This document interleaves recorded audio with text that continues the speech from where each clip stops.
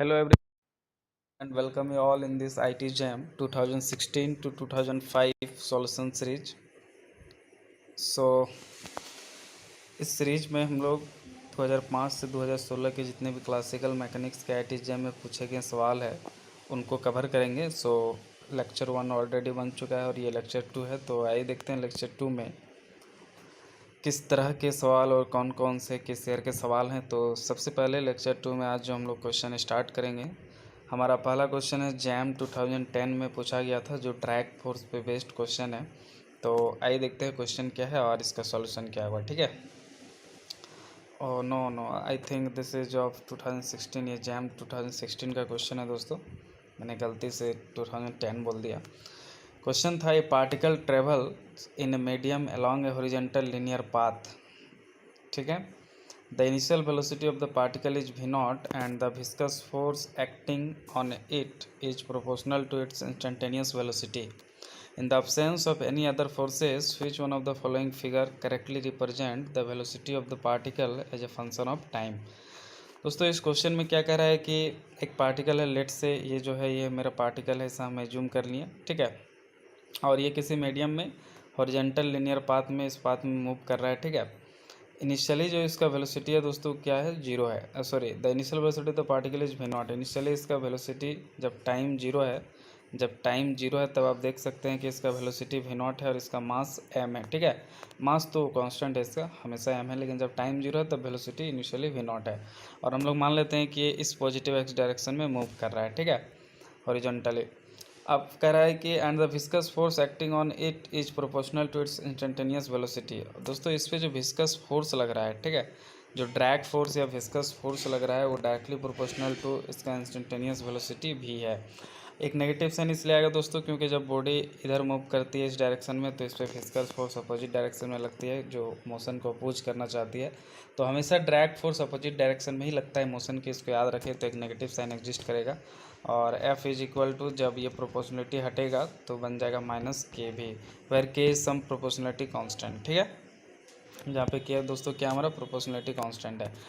ऐसा हमने कैसे लिखा है कि force is directly proportional to velocity. तो क्वेश्चन में ही कहा है कि the viscous force acting on it is proportional to its instantaneous velocity. ठीक है, देयरफॉर तो F equal to minus k भी हो गया, ये आपको मालूम होना चाहिए। और ये माइनस साइन इतना बता रहा है कि जो फोर्स है मोशन के जस्ट अपोजिट में लग रहा है, जो मोशन का अपोज कर रहा है। ऑफकोर्स अगर मीडियम में अगर कोई बॉडी मूव कर रहा है तो उस पर कोई ना कोई तो ड्रैग फोर्स लगेगा जो उसका मोशन को अपोज करेगा। दोस्तों इस तरह के वन ऑफ द टाइप है, जैसे हम लोग एक टाइप पार्ट 1 में हम लोग 2 टाइप के क्वेश्चन किए थे, एक पोटेंशियल पे बेस्ड क्वेश्चन किए थे और जो उस पर हमारा दूसरा बेस्ड क्वेश्चन था पोटेंशियल के काइनेटिक एनर्जी कंजर्वेशन पे क्वेश्चन बेस्ड था। तो उस पर भी सवाल लगभग हर साल आते रहते हैं और ये जो क्वेश्चन है ये भी हमारे एक important one of the important question में आता है दोस्तों, जो लगभग पूछा ही जाता है हर साल। तो ये भी एक इम्पॉर्टेंट कंसेप्ट है, इसको ध्यान से सीखें।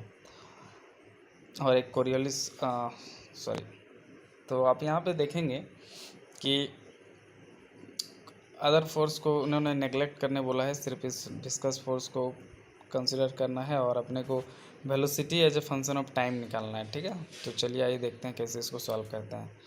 तो नेट फोर्स इस पर जीरो माइनस के भी, क्योंकि इधर कोई फोर्स अपवर्ड डायरेक्शन में लग नहीं रहा है, सिर्फ डाउनवर्ड अपोजिट डायरेक्शन में माइनस के भी लग रहा है, तो जीरो माइनस के भी। हाँ, तो एम ए नेट फोर्स यानी कि mass into acceleration equal to minus k v, तो a equal to minus k by m v. तो आगे आप देख सकते हैं ए को हम लोग d v by d t लिख सकते हैं दोस्तों, और उधर minus k by m v. Integrating both side, तो इधर d v by d t हो गया, उधर माइनस के एम बाई भी हो गया। अब क्या करेंगे, वेरिएबल सेपरेबल लगा लेंगे, तो डी टी को उधर ले जाएंगे और भी को इधर ले आएंगे। तो आप देख सकते हैं कि इधर क्या था हमारा, इधर डी वी बाई भी हो जाएगा इंटीग्रेशन, और उधर डी टी चला जाएगा तो minus k by M D t हो जाएगा। और लिमिट होगा वेलोसिटी का, इनिशियली कितना वेलोसिटी था, अच्छा डी वी बाई भी का इंटीग्रेशन हो जाएगा दोस्तों, एल एन भी हो जाएगा। और इसका लिमिट क्या होगा वेलोसिटी का, इनिशियल वेलोसिटी क्या था दोस्तों, वी नॉट था, और फाइनल वेलोसिटी मान लेते हैं कि वी हो जा रहा है। इनिशियली वेलोसिटी वी नॉट था और फाइनल वेलोसिटी मान लिए वी हो गया, वी नॉट से वी। और डी टी का भी इंटीग्रेशन टी हो गया दोस्तों, और टी का टाइम का लिमिट क्या होगा, इनिशियली मान लेते हैं जीरो और फाइनली, क्योंकि इनिशियली तो टाइम जीरो था, मान लेते हैं कि जब वेलोसिटी हमारा वी हो रहा है उस समय टाइम कितना है, टी है, तो जीरो से टी। तो आपको मालूम है कि लिमिट हम लोग कैसे लेते हैं। ओके, तो यहाँ पे एक बार एल एन भी हो जाएगा, upper limit minus lower limit, तो एल एन भी नॉट, ठीक है। तो l n v minus l n v not को हम लोग लिख सकते हैं l n v by v not by the property of log l n a minus l n a by b होता है, ठीक है। और इधर ये 0 से टी का लिमिट लेंगे तो टी ही बचेगा, तो इधर minus k by m into T ही बचा, ठीक है। और इधर L n v by v not. अब आपको ये भी मालूम होगा कि अगर हम लोग इस एल एन को यानी लॉग को उठा के अगर राइट साइड में ले जाएंगे तो ये ई का पावर हो जाएगा minus k by m into T, तो इधर बचेगा वी बाई वी नॉट। तो v by v not equal to क्या हो गया, a to the power minus k by m और टी, ठीक है। तो v by v not equal to this, तो ये वी नॉट भी उठा के उधर मल्टीप्लाई कर दीजिए, तो वी इक्वल टू देखिए आपके सामने क्या रहा है, वी इक्वल टू क्या रहा है दोस्तों, v equal to v not e to the power minus k by m into t. जहाँ पे भी यहाँ पे देख सकते हैं कि ये जो भी है दोस्तों, भी as a function of time T क्या निकल के आया, v not e to the power minus k by m into t. आप देख सकते हैं कि velocity as a function of time आ गया है और ये एक्सपोनेंशियली डिकेइंग है। एक्सपोनेंशियली ये जो velocity as a function of time exponentially decaying nature का है, क्योंकि टू द पावर नेगेटिव है, ठीक है। समय के साथ आप देख सकते हैं कि वेलोसिटी एक्सपोनेंशियली डिके कर रहा है। तो अब एक्सपोनेंशियली डिके का आपको ग्राफ मालूम होगा, रेडियो एक्टिविटी में भी आपको मालूम है एक्सपोनेंशियली डिके करता है, तो रेडियो एक्टिविटी का ग्राफ भी आपको लगभग इसी नेचर का मिलेगा दोस्तों। तो आप देख सकते हैं कि option a b c d में कौन सा ऑप्शन सही होगा। ऑप्शन ए में देखिए सब में वाई एक्सिस में वेलोसिटी है, फंक्शन ऑफ टाइम है, और एक्स एक्सिस में टाइम है, तो ये ग्राफ नहीं हो सकता, ये तो इंक्रीज है और ये नेचर कुछ अलग टाइप से लग रहा है। ये तो पूरा स्ट्रेट लाइन, ये भी नहीं हो सकता है। एक्सपोनेंशियली डिकेइंग का जो ग्राफ होता है दोस्तों ये कुछ इस तरह से होता है, देखिए जो ऑप्शन डी में बेस्ट डिस्क्राइब है, ठीक है। ऑप्शन डी देखिए बेस्ट डिस्क्राइब कर रहा है एक्सपोनेंशियली डिकेइंग को, तो ऑप्शन डी क्या होगा इस क्वेश्चन का करेक्ट ऑप्शन होगा। 2 मार्क्स का क्वेश्चन था दोस्तों, MCQ क्वेश्चन था, मल्टीपल चॉइस। आशा करता हूँ आपको समझ में आया होगा। Thank you so much. आइए देखते हैं नेक्स्ट क्वेश्चन।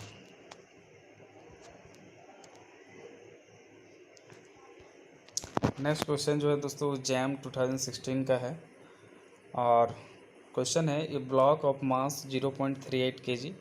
एक ब्लॉक है जिसका मास दोस्तों दिया हुआ है, आप यहाँ पे भी देख सकते हैं थोड़ा सा। ओके सो आप ये देख सकते हैं कि ये जो मास है इसका वेट मतलब ये जो बॉडी है इसका मास दिया हुआ है 0.38 kg, kept at rest on a frictionless surface and attached to a wall with a spring of negligible mass।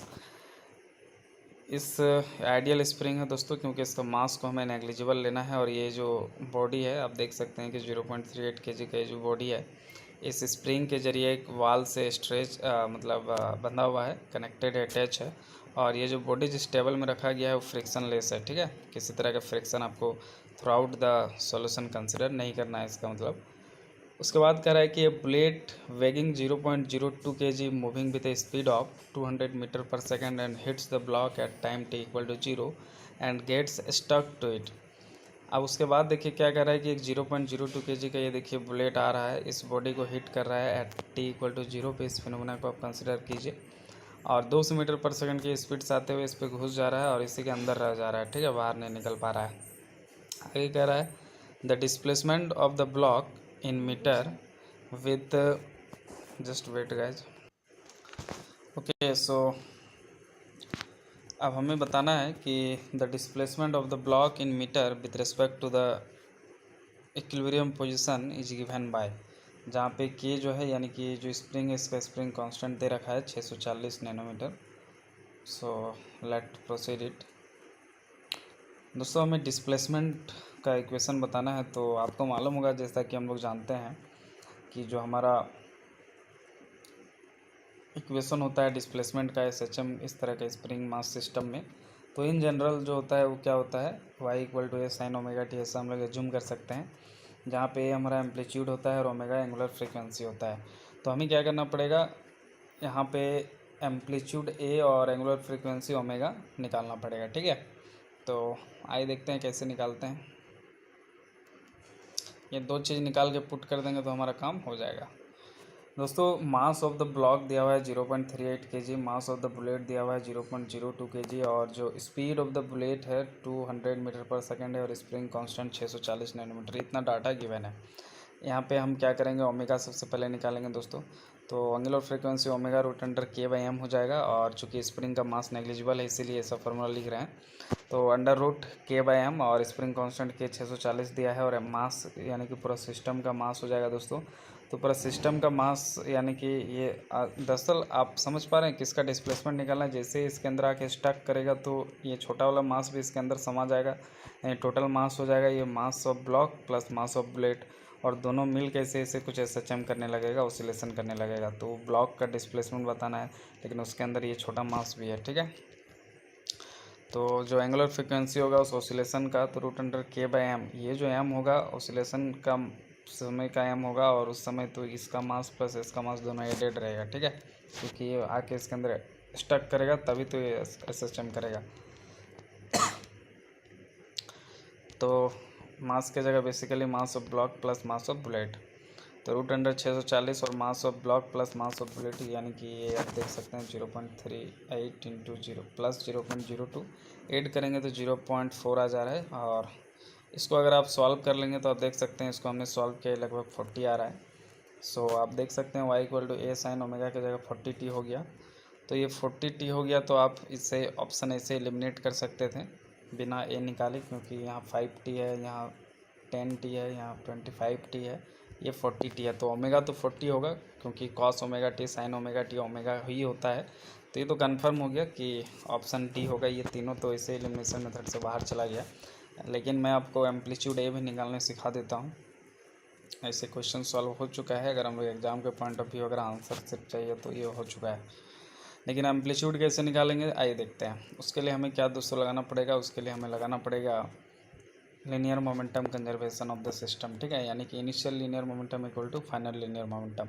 दोस्तों इनिशियली जो हमारा ब्लॉक है 0.38 kg वाला जो अटैच है स्प्रिंग से, वो रेस्ट में है, तो उसका वेलोसिटी 0 है। तो सिर्फ हमारा क्या होगा, मास होगा बुलेट का 0.02 kg, और 200 मीटर पर सेकंड की स्पीड से बुलेट चल रहा है, तो इनिशियली सिर्फ उसका होगा मोमेंटम।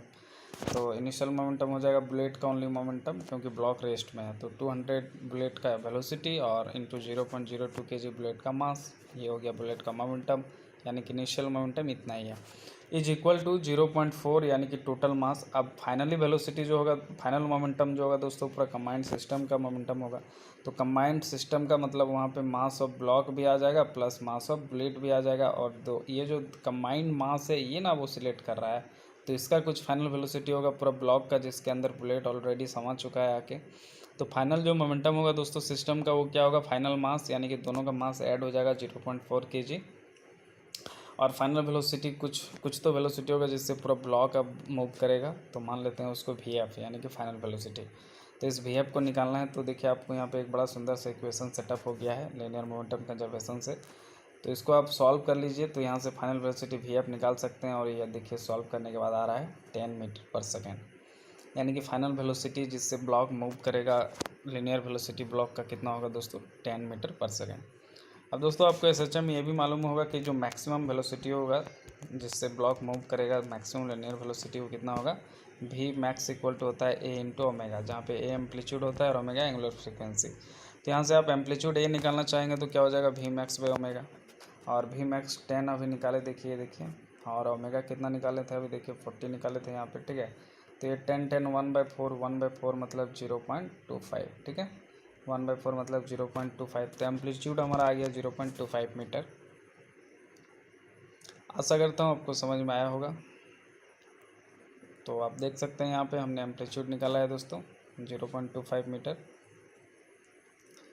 तो इस तरह से अगर यहाँ पे हम रख दें तो y इक्वल टू क्या बन जाएगा इक्वेशन, एम्पलीट्यूड की जगह 0.25, और ये साइन, और ये 40 ओमेगा की जगह, और ये t। तो इक्वेशन डिस्प्लेसमेंट का क्या बन गया ब्लॉक का दोस्तों, 0.25 साइन 40t।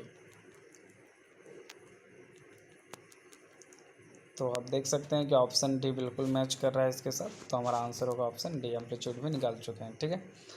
आइए देखते हैं नेक्स्ट क्वेश्चन।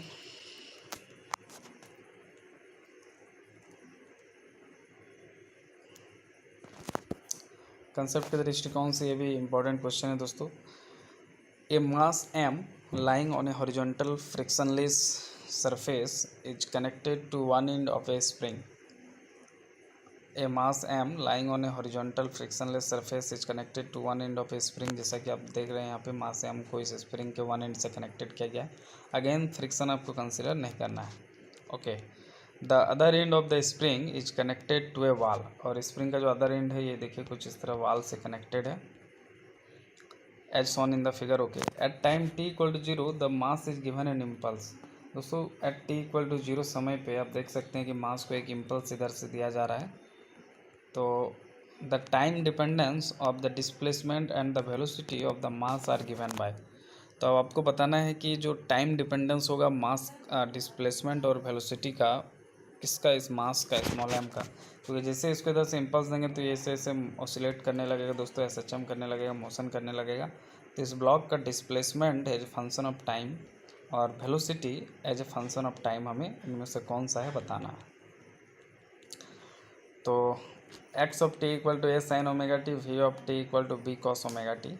तो आइए देखते हैं इसका सॉल्यूशन क्या होगा। दोस्तों सबसे पहले हम लोग बी को और डी को हटा सकते हैं, क्योंकि अगर हम लोग डिस्प्लेसमेंट एक्स ऑफ टी, अगर डिस्प्लेसमेंट को अगर हम लोग ए साइन ओमेगा टी मान ले, तो velocity one first derivative of displacement होता है d x by d t. तो एक बार डिफ्रेंशिएट करेंगे इसको तो एक जरूर sine omega t cos omega t में कन्वर्ट हो जाएगा दोस्तों, a omega cos omega t हो जाएगा। तो वेलोसिटी ही विथ सम ए ओमेगा को अगर सम कांस्टेंट बी मान ले तो भी तो ये फंक्शन कॉस का होगा ना वेलोसिटी में। बात समझ पा रहे हैं, मतलब कहना चाह रहे हैं कि अगर डिस्प्लेसमेंट में साइन ओमेगा टी है तो वेलोसिटी में साइन ओमेगा टी फेज नहीं दिख सकता है, कॉस ओमेगा टी होगा। क्यों? क्योंकि एक बार डिफ्रेंशिएट करेंगे डिस्प्लेसमेंट को तब तो वेलोसिटी मिलेगा, और अगर डिस्प्लेसमेंट साइन ओमेगा टी है तो डिफ्रेंशिएट करेंगे तो कॉस ओमेगा टी हो जाएगा। तो ऑप्शन बी हो नहीं सकता है।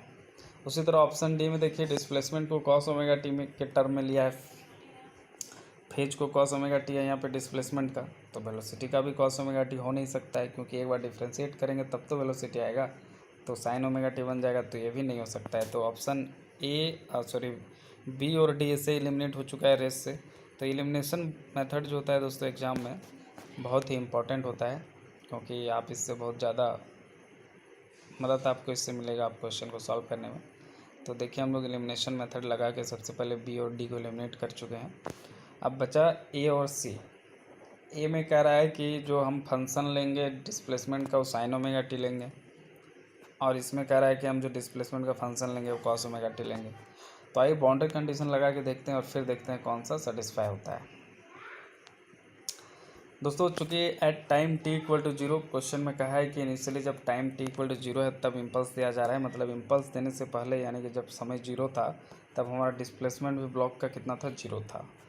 तो अगर हम लोग बात करें and velocity is not equal to 0 since at t equal to 0 it is given an impulse. Okay, so आप देख सकते हैं कि x of t equal to अगर ए साइन ओमेगा टी लेते हैं हम लोग, displacement equal to a sine omega t लेते हैं, तो जैसे टाइम टी इक्वल टू 0 है तो टाइम टी इक्वल टू 0 पे अगर यहाँ टी 0 पुट करिएगा तो ओमेगा इंटू 0 यानी 0, तो साइन 0 का वैल्यू 0, तो एक्स ऑफ टी कितना आ गया, 0 आ गया।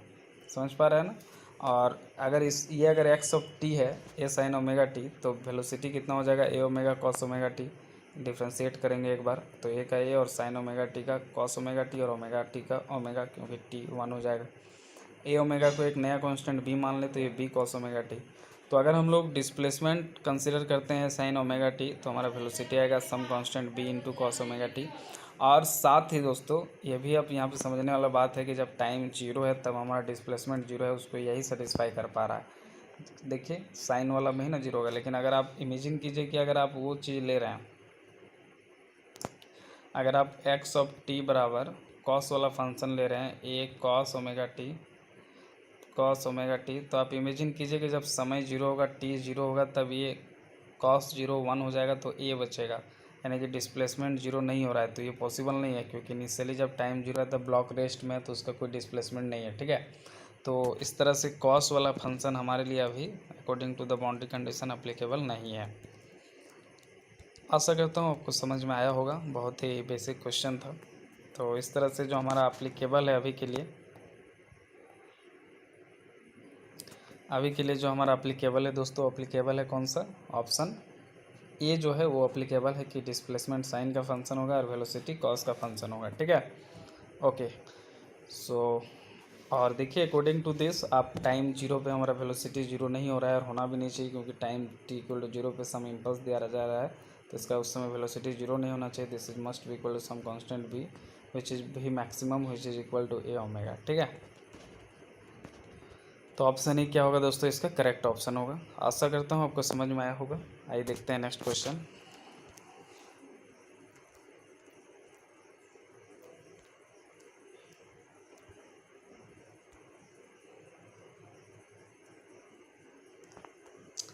दोस्तों ये जो क्वेश्चन है जैम 2011 का है और ये भी ड्रैग फोर्स रिलेटेड क्वेश्चन है।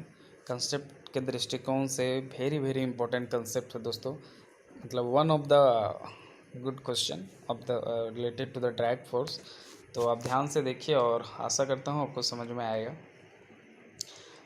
दोस्तों ये MCQ क्वेश्चन था 2011 का। क्वेश्चन है a rain drop falling vertically under gravity gather moisture from the atmosphere at a rate given by dm/dt equal to kT square. मतलब क्या कह रहा है दोस्तों कि एक रेन ड्रॉप है जो वर्टिकली इस तरह डाउनवर्ड गिर रहा है और ये साथ में एटमॉस्फेयर पे जब ये गिर रहा है तो कुछ मॉइस्चर भी अपने साथ गैदर कर रहा है, और ये जो मॉइस्चर गैदर कर रहा है उसका जो रेट है दोस्तों, the rate is given by dm/dt equal to kT square, यानी कि टाइम का फंक्शन है वो। इसका जो मास में चेंज है समय के साथ dm/dt, that is the function of kT square यानी t square. For m is the instantaneous mass, t is the time and k is a constant. Okay, we all know कि m यहाँ पे मास है दोस्तों, t टाइम है और k some constant है। फिर क्या कह रहा है, the equation of motion of the raindrop is m dv/dt plus v dm/dt equal to mg। We all know कि इक्वेशन ऑफ मोशन कुछ इसी तरह से होगा। इसी तरह से इसलिए होगा क्योंकि मान लीजिए रेन ड्रॉप है और डाउनवर्ड गिर रहा है, तो नेट फोर्स इस पर जो होगा दोस्तों कितना होगा, mg के बराबर होगा। और net force according to Newton second law dp/dt equal to mg होगा। और p को हम लोग मास इंटू वेलोसिटी लिखेंगे, तो एक बार मास कांस्टेंट रखेंगे, एक बार वेलोसिटी कांस्टेंट। तो एक बार m को बाहर रखेंगे, एक बार dv/dt प्लस एक बार v को बाहर रखेंगे, dm/dt equal to the net force that is the downward force mg। ठीक है, ओके।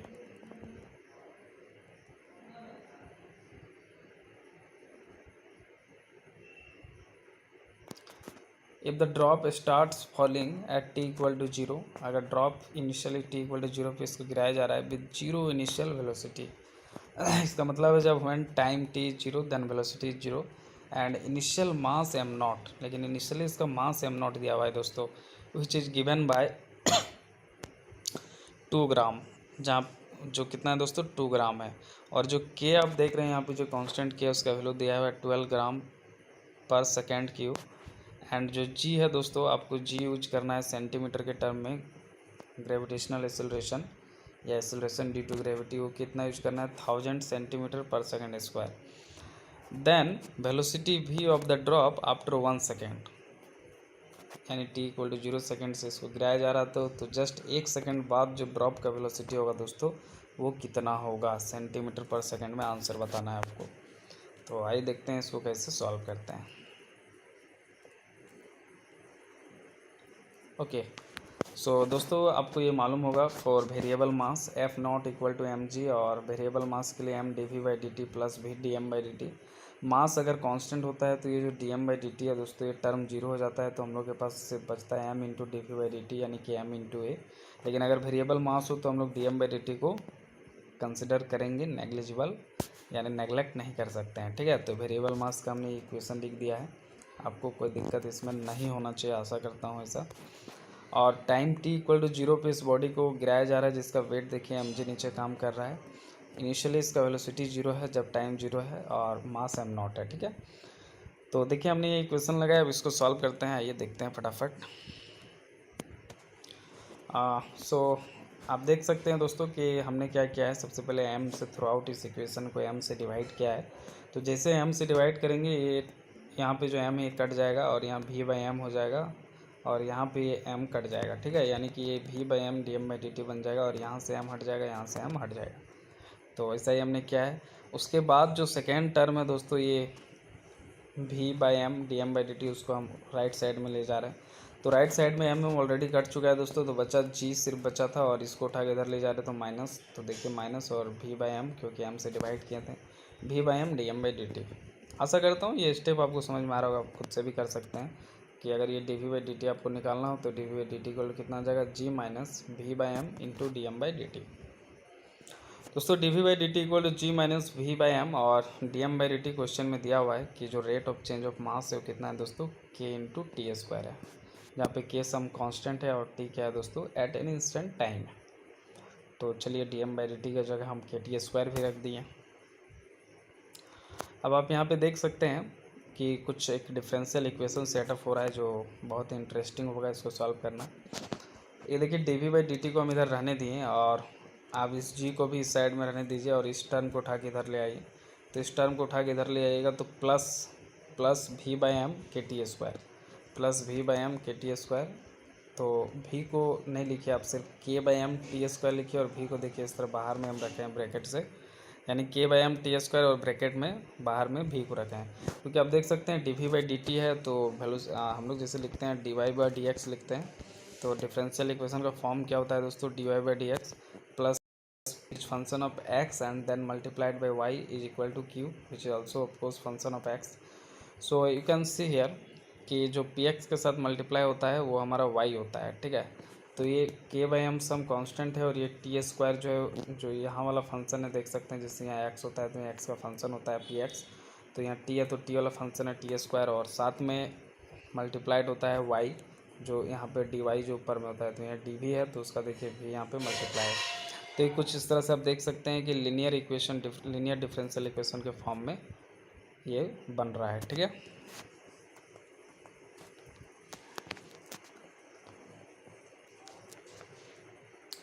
ओके नाउ अब ये भी आप देख सकते हैं कि जो हमारा dm/dt है दोस्तों के टी स्क्वायर के बराबर था, तो dm कितना हो जाएगा, के टी स्क्वायर dt हो जाएगा। तो हमारा m कितना हो जाएगा, KT/3 प्लस सम कांस्टेंट, जो इनिशियल कांस्टेंट होगा वो कितना होगा दोस्तों, हमारा m0 होगा, क्योंकि हमारा मास जो है इनिशियली m0 दिया हुआ है, ठीक है। और m0 कितना दिया हुआ है, 2 दिया हुआ है, तो KT3/3 प्लस 2। तो देख सकते हैं m इस तरह से हमारा कितना निकल के आया, KT3/3 plus 2 which is given now.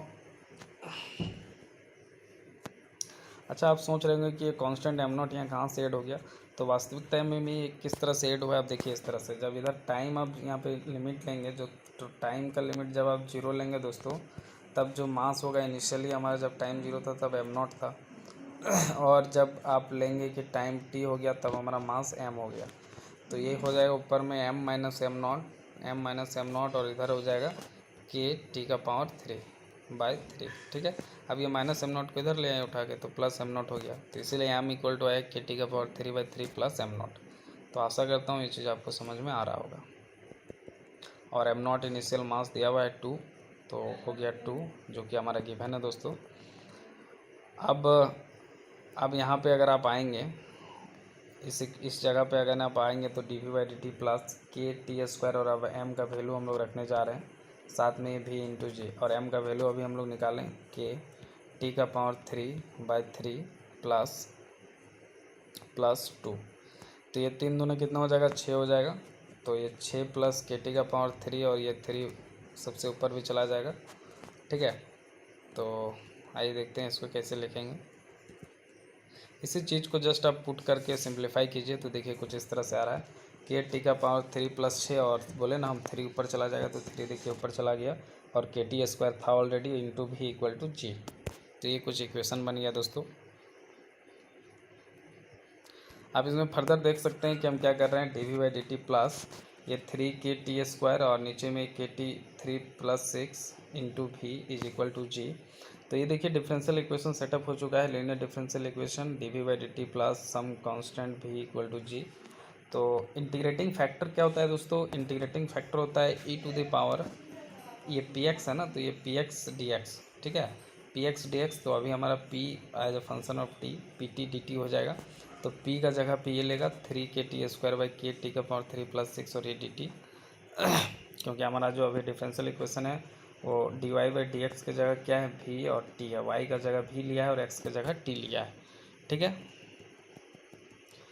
तो आप देख सकते हैं कि e⁴ln KT3 प्लस 6 dt भी लिख सकते हैं। ऐसा क्यों, क्योंकि आप KT3 प्लस 6 का डिफ्रेंसिएशन करेंगे तो इसका डिफ्रेंसिएशन करेंगे तो ये कितना हो जाएगा, आप देख सकते हैं 3 k t² और कांस्टेंट c का 0 हो जाएगा, यानी 3 k t² और ये dt आ जाएगा। ठीक है, यानी कि आप k t⁻³ + 6 को अगर आप t मान लेंगे दोस्तों या z मान लेंगे तो dz जो होगा, सॉरी, इसको अगर आप z मान लेंगे तो dz जो होगा वो हमारा कितना होगा, 3 k t² dt होगा। ठीक है, तो ये हो जाएगा dz और ये हो जाएगा z, तो dz/dz यानी कि dz/z का इंटीग्रेशन क्या हो जाएगा, ln z।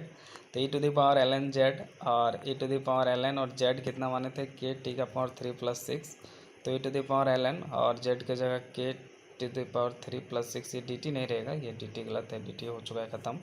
तो e⁻ln समथिंग जो भी रहता है तो ये सिर्फ अगर ऐसा है e⁻ln और कुछ भी यहाँ पे x है तो इसका = सिर्फ x बच्चा है, ये e और ln कैंसिल हो जाएगा, बचेगा सिर्फ x। तो अभी जो हमारा इंटीग्रेटिंग फैक्टर बचेगा दोस्तों, ये dt नहीं है, क्या बचेगा, k⁻³ + 6 सिर्फ बचेगा। तो ये हमारा इंटीग्रेटिंग फैक्टर बहुत ही आसानी से निकल चुका है। अब आगे देखते हैं फर्दर दोस्तों। तो अब आप यहाँ पे देख सकते हैं कि जो सॉल्यूशन होता है, आपको मालूम होगा कि जो सॉल्यूशन होता है वो हमारा क्या होता है, i integrating factor into y is equal to integrating factor into q dx plus some constant c, कुछ इसी तरह से होता है। तो आइए देखते हैं, इंटीग्रेटिंग फैक्टर इंटू वाई की जगह अभी हमारा v है। इंटीग्रेटिंग फैक्टर देखिए k⁻³ + 6 और हमारा y की जगह क्या है, v है, is equal to integrating factor k⁻³ + 6 और हमारा अभी q के जगह पे क्या है दोस्तों, ये जो RHS होता है डिफरेंशियल इक्वेशन का, उसको q बोलते हैं। तो ये हमारा q है, q के जगह क्या चल रहा है, g चल रहा है। तो g और dx के जगह क्या है अभी हमारा, dt है प्लस सम कांस्टेंट c।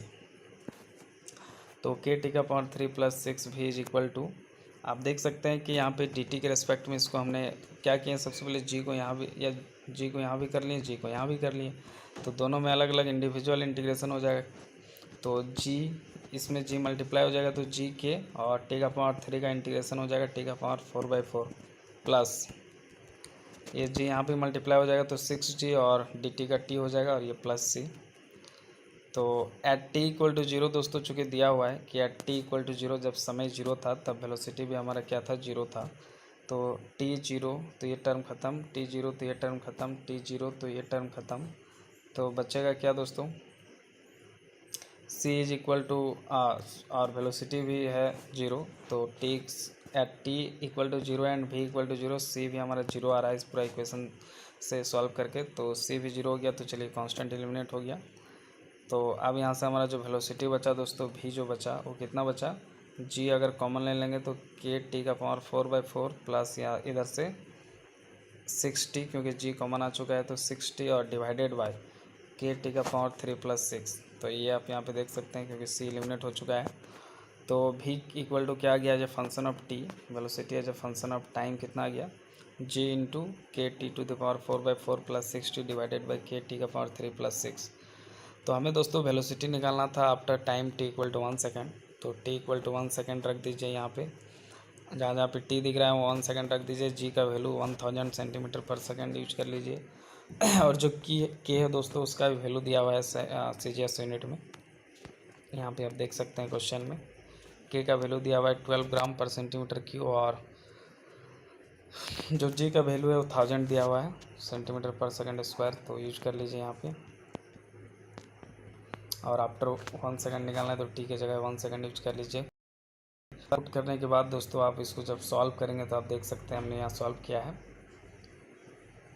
ये आ रहा है लगभग नहीं, एकदम एग्जैक्ट आ रहा है। वेलोसिटी कितना आ रहा है दोस्तों, 500 सेंटीमीटर/सेकेंड आ रहा है। ठीक है, आपको कुछ करना नहीं, सब कुछ CGS यूनिट में भी वैल्यू दिया हुआ है,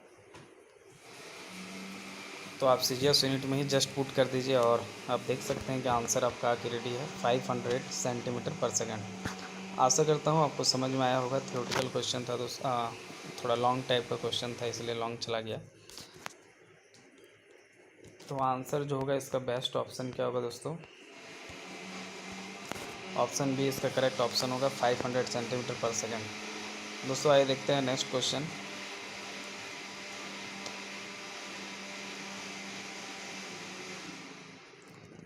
दोस्तों इस क्वेश्चन को देखने से पहले जो जैम 2009 का है थ्योरेटिकल क्वेश्चन है, अभी तक के लिए यहीं पे रखते हैं।